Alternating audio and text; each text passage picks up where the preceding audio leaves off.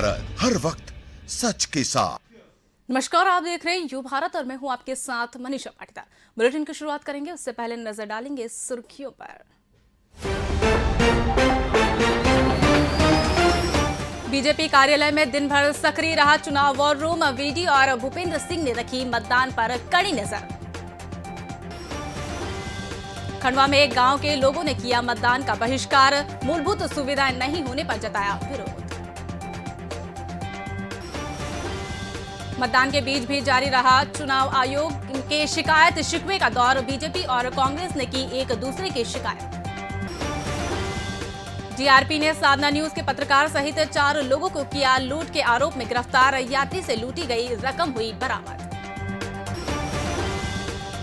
भोपाल में 2 दोस्तों ने आपसी विवाद के चलते तीसरे दोस्त को चाकू से निर्मम हत्या की। पुलिस ने किया आरोपियों को गिरफ्तार। अब खबरें विस्तार से। प्रदेश में 4 सीटों के उपचुनाव को लेकर भारतीय जनता पार्टी के प्रदेश अध्यक्ष वीडी शर्मा कई पदाधिकारियों के साथ दिन भर मतदान पर नजर बनाए हुए हैं। इस दौरान उन्होंने सभी सीटों में मतदान की स्थिति का जायजा लिया और कार्यकर्ताओं के साथ पदाधिकारियों को समुचित दिशा निर्देश भी दिए। पार्टी के प्रदेश कार्यालय में बनाए गए वॉर रूम में सुबह मतदान शुरू होते ही शर्मा अपनी टीम के साथ पहुंच गए। उन्होंने लगातार वॉर रूम के जरिए प्रदेश की 4 सीटों पर होने वाले मतदान पर नजर बनाए रखी। इस दौरान कई बार उन्होंने ज्यादा से ज्यादा वोटर्स को बूथ तक पहुंचाकर पार्टी प्रत्याशी के पक्ष में मतदान करने को कहा।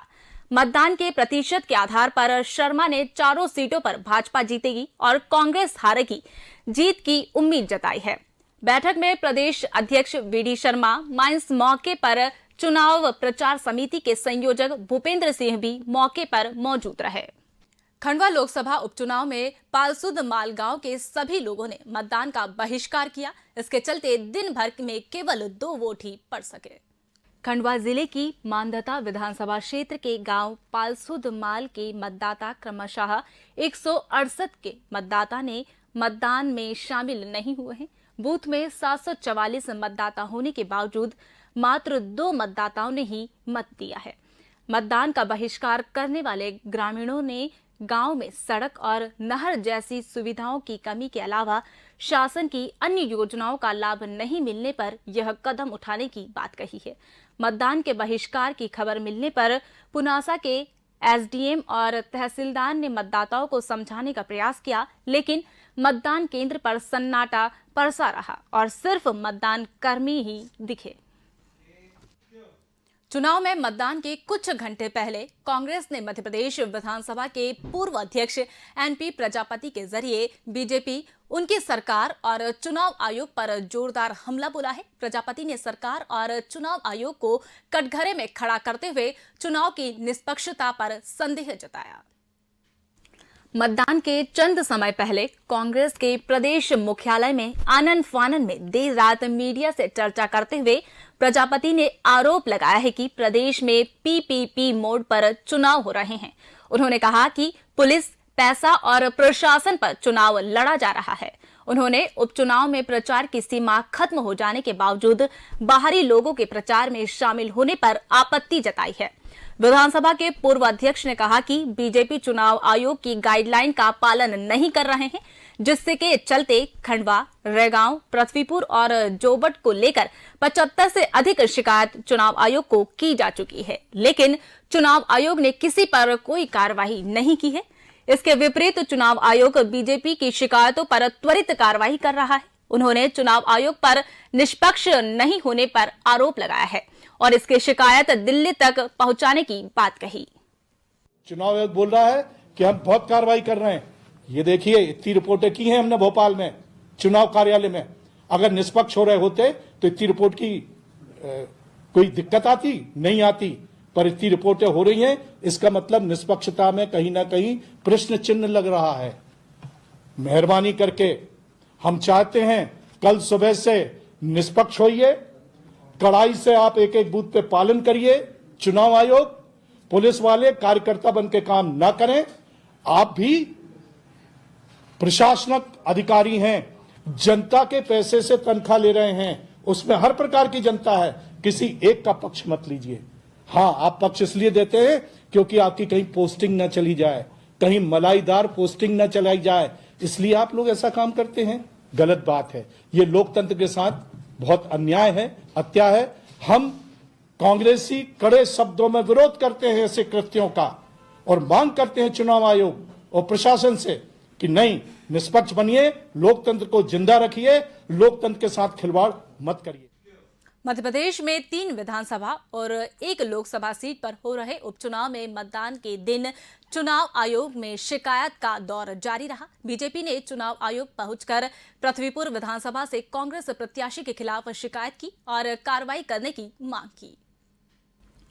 मतदान के बीच भारतीय जनता पार्टी का प्रतिनिधि मंडल चुनाव प्रबंध समिति के संयोजक भूपेंद्र सिंह के नेतृत्व में निर्वाचन आयोग पहुंचा। प्रतिनिधि मंडल ने पृथ्वीपुर विधानसभा में कांग्रेस प्रत्याशी नितेंद्र सिंह राठौर और उनके परिवार पर गुंडागर्दी करने का आरोप लगाते हुए शिकायत दर्ज कराई। सिंह ने कहा कि कांग्रेस प्रत्याशी के परिवार की आपराधिक पृष्ठभूमि है। कांग्रेस प्रत्याशी के परिजनों ने मतदान के बीच पोलिंग पर पहुंचकर विधानसभा क्षेत्र में खुला आतंक मचा रखा है। उन्होंने कहा कि जगह जगह भाजपा कार्यकर्ताओं के साथ मारपीट होने की घटना सामने आ रही है। उन्होंने आरोप लगाया है कि प्रत्याशी के भतीजे विभू राठौर पृथ्वीपुर में खुलेआम रिवॉल्वर लेकर घूम रहे हैं। उन्होंने भाजपा के बूथ एजेंट के साथ मारपीट भी की। कांग्रेस के जो प्रत्याशी हैं, उनका जो परिवार है, परिवार की आपराधिक पृष्ठभूमि है, ये बात हम लोग पहले भी इलेक्शन कमीशन में कर चुके हैं।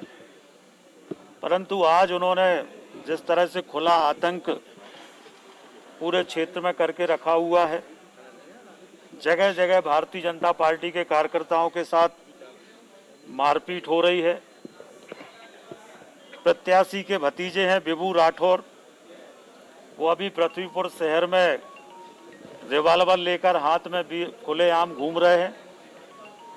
और हमारे जो बूथ एजेंट थे, आकाश नायक, मनीष चौबे, भगवान दास कोरी, इन सभी से बहुत गंभीर मारपीट की है। सब लोग थाने में बैठे हैं। वो खुलेआम रिवाल्वर लेकर पूरे पृथ्वीपुर में घूम रहे हैं, बूथ कैप्चरिंग करने की कोशिश कर रहे हैं और इसलिए हम लोग इलेक्शन कमीशन में आए हैं। मध्य प्रदेश में जारी उपचुनाव में मतदान के बीच शिकायत करने में कांग्रेस भी पीछे नहीं हट रही है। पार्टी के प्रतिनिधिमंडल ने भी चुनाव आयोग पहुंचकर पृथ्वीपुर में बीजेपी पर बाहुबल, धनबल और प्रशासन का दुरुपयोग करने का आरोप लगाते हुए शिकायत की। भाजपा की तर्ज पर कांग्रेस के प्रतिनिधिमंडल ने भी भाजपा की शिकायत लेकर चुनाव के पदाधिकारियों से मुलाकात की और बीजेपी की शिकायत की। पूर्व मंत्री पीसी शर्मा और कांग्रेस विधायक रवि जोशी के नेतृत्व में प्रतिनिधि मंडल ने बीजेपी पर पृथ्वीपुर विधानसभा में खुलेआम शराब और पैसा बांटने का आरोप लगाया है। उन्होंने मतदान में लगे कार्यकर्ताओं को पुलिस और प्रशासन से प्रताड़ित कराकर मतदान को प्रभावित करने का भी आरोप लगाया। कि भारतीय जनता पार्टी के जो विधायक हैं वो वहाँ घूम रहे हैं, सरेआम घूम रहे हैं, कोई एक्शन नहीं हो रहा है। जो लोगों को वहाँ राकेश गिरी वहाँ घूम रहा है पृथ्वीपुर में, तो ये तो लोकतंत्र की तो पूरी हत्या हो रही है। और इसका मतलब इतने डरे हुए हैं, भाई जनता को अपना वोट डालने दो ना। आप वहाँ अपना वोट का अधिकार का उपयोग करें, उसमें कैसे रोक रहे हो? और जो अधिकार है, जो कांग्रेस के प्रत्याशी ने जिसको अधिकृत किया है कि वो पोलिंग बूथ पे रहेगा, उसको कैसे निकाल सकते हैं? कुल मिलाकर शराब और पैसे सरेआम बांटी जा रही है, जिसके वीडियो जगह जगह आए हैं। तो ये कुल मिला के पूरी तरह से चुनाव को प्रभावित करने की कोशिश कर रहे हैं, जबकि जनता पूरी की पूरी इस समय कांग्रेस के पक्ष में है और मतदान करना चाहती है। लेकिन उनको जहां कांग्रेस इनको लगता है कि ज़्यादा वोटर हैं, तो वहां पे लोगों को घुस नहीं दे रहे हैं। इस सब बात की हमने यहाँ पे चुनाव आयोग को शिकायत की है। वक्त हो चला एक छोटे से ब्रेक का, मिलते हैं ब्रेक के बाद।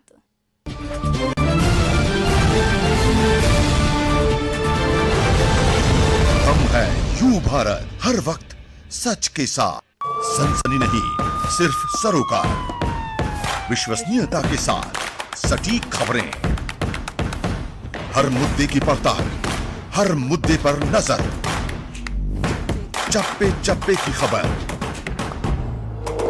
सरकार से करेंगे सवाल, बनेंगे जनता की आवाज। हम हैं यू भारत, हर वक्त सच के साथ। आवश्यकता है मध्य प्रदेश छत्तीसगढ़ राज्य के सभी जिला और विधानसभा मुख्यालयों पर संवाददाता प्रतिनिधि नियुक्त करना है। इच्छुक संपर्क करें। पत्रकारिता के क्षेत्र में कार्यरतों को प्राथमिकता दी जाएगी। संपर्क करें 8226001266 और 9425011755 और 8982046067। अधिक जानकारी के लिए आप हमारी वेबसाइट विजिट कर सकते हैं www.ubharattv.com और आप हमें ईमेल भी कर सकते हैं news@ubharattv.com।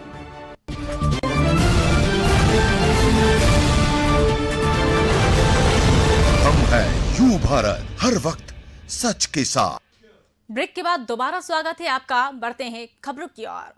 ओमकारेश्वर से प्रारंभ हुई समर्थ सदगुरु दादा की नर्मदा तीर्थ दर्शन यात्रा का प्रथम चरण ओमकारेश्वर में नर्मदा दर्शन पूजा के साथ पूरा हुआ। समर्थन सदगुरु 377 दिनों से नर्मदा संरक्षण संवर्धन के लिए निर्वाहन सत्याग्रह महाव्रत कर रहे हैं। भोपाल में पत्रकारों से चर्चा करते हुए समर्थ सदगुरु ने निराहार नर्मदा सेवा परिक्रमा शुरू करने को कहा। उन्होंने कहा कि नर्मदा को मध्य प्रदेश और गुजरात की जीवन रेखा के रूप में सभी जानते मानते हैं, लेकिन समाज उसकी वास्तविकता स्थिति को नहीं देख पा रहा है। उन्होंने समाज के आखिरी छोर तक नर्मदा नदी और संवर्धन की अलख जानने की लगातार कोशिश करते रहने को कहा। समय रहते नर्मदा के उस पवित्र द्वार को, जिस द्वार से हमारे गांव नगर और प्रांत का जीवन है, यदि उस तट और उस पथ पर निश्चित समय पर तत्काल नीति नियम और कानून का क्रियान्वयन नहीं किया गया, योजनाओं को यदि लागू नहीं किया गया, तो 2025 से 2030 तक इस मध्य भारत में जैसे हम विगत 2 वर्षों से भीषण महामारी से का संकट हम कर रहे हैं, वैसे ही भीषण अकाल और सूखा मध्य भारत में ये निश्चित रूप से आएगा। जीआरपी ने ट्रेन में यात्रा कर रहे जबलपुर के कारोबारी में 3.5 लाख रुपए लूटने वाले 4 लोगों को गिरफ्तार किया है। नामे में एक जीआरपी का सिपाही, बीजेपी का पूर्व पार्षद और साधना न्यूज का संभागीय ब्यूरो चीफ मौजूद था। जीआरपी खंडवा ने ट्रेन में क्राइम ब्रांच के नकली अधिकारी बनकर लूट करने वाले 4 आरोपियों को गिरफ्तार कर लूट की राशि जब्त की। रेलवे के प्रेस नोट के मुताबिक 22 अक्टूबर को वाराणसी एलटीटी एक्सप्रेस के कोच नंबर S4 में जबलपुर के यात्री कृष्णकांत के पास बुरहानपुर रेलवे स्टेशन के पास 2 अज्ञात आए और खुद को क्राइम ब्रांच का बताते हुए झूठे केस में फंसाने की धमकी देकर बैग में रखे 5 लाख रुपयों में से 3.5 लाख रुपए ले लिए। फरियादी की शिकायत पर की गई जांच पड़ताल में जबलपुर में तैनात आरपीएफ आरक्षक संदीप तिवारी, बिल्डर सौरभ शर्मा, साधना न्यूज का जबलपुर संभागीय ब्यूरो चीफ सचिन राव और बीजेपी के पूर्व पार्षद नरेंद्र वर्मा को गिरफ्तार करके पूछताछ की गई तो उन्होंने वारदात कबूल कर ली। आरोपियों के पास से लूटी गई रकम में से 3,40,000 रुपए की राशि जब्त की गई। शासकीय रेलवे पुलिस भोपाल को एक बहुत बड़ी सफलता हाथ लगी है, जिसमें आरक्षक आरपीएफ, पूर्व पार्षद, न्यूज़ एजेंसी और बिल्डर जो जबलपुर के रहने वाले हैं, चारों आरोपियों जिन्होंने अपने आप को क्राइम ब्रांच का बता करके एक व्यक्ति को लूटा था, उसको गिरफ्तार किया गया है। दिनांक 22 अक्टूबर को फरियादी कृष्णकांत जो जबलपुर के रहने वाले हैं, उनके द्वारा बताया गया कि वो ट्रेन से यात्रा कर रहे थे मुंबई की तरफ, तब 2 अज्ञात व्यक्ति आए खंडवा स्टेशन के आगे बुरहानपुर पर और उनको डरा धमका करके अपने आप को क्राइम ब्रांच का बता करके 3.5 लाख रुपए लिए। इस पर धारा 419, 384, 170 और 34 आईपीसी के तहत शासकीय रेलवे पुलिस खंडवा थाने में अपराध कायम किया गया और तत्काल धरपकड़ की कार्रवाई और अपराधियों को चिन्हित करने की कार्रवाई शुरू की गई। भोपाल में एक युवक की चाकू घोंपकर हत्या कर दी गई। मृतक और आरोपी आपस में दोस्त हैं। उनमें से एक पर जमानत करने को लेकर विवाद हुआ था। गौतम नगर थाने में आने वाले नारियल खेड़ा में देर रात शाहरुख आरटीओ का अपना दोस्त फैजान मूंगफली और जावेद से किसी केस को लेकर विवाद हो गया। विवाद इतना बढ़ गया कि फैजान ने चाकू से शाहरुख पर प्राणघातक हमला कर दिया। इसमें जावेद ने भी फैजान का साथ दिया। चाकू से गंभीर चोटें पहुंचने के बाद शाहरुख की मौके पर ही मौत हो गई। घटना के बाद दोनों आरोपी फरार हो गए।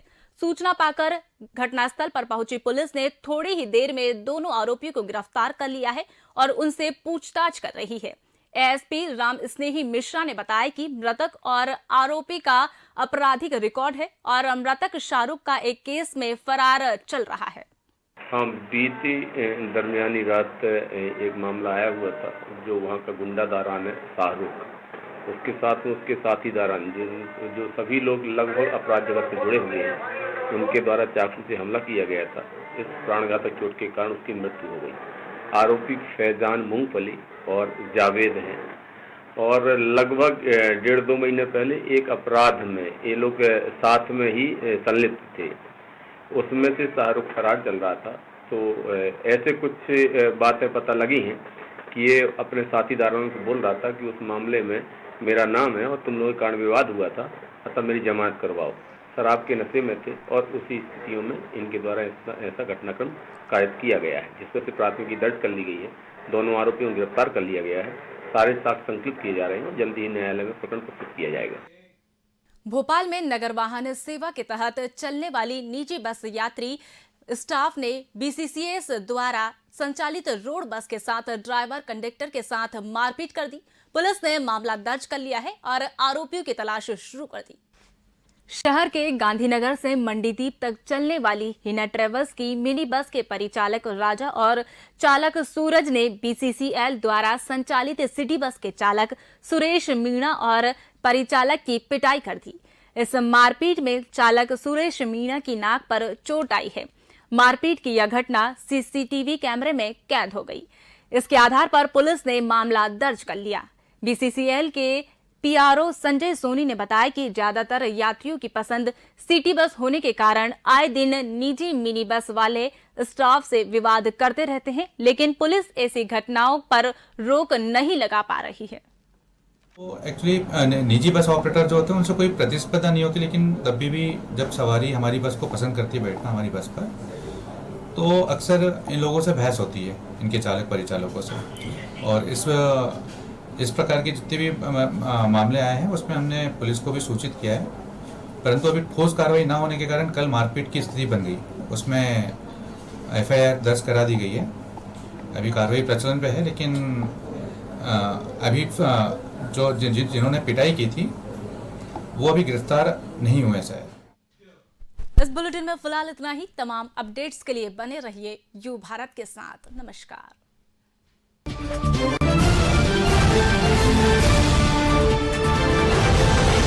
हम हैं यू भारत, हर वक्त सच के साथ।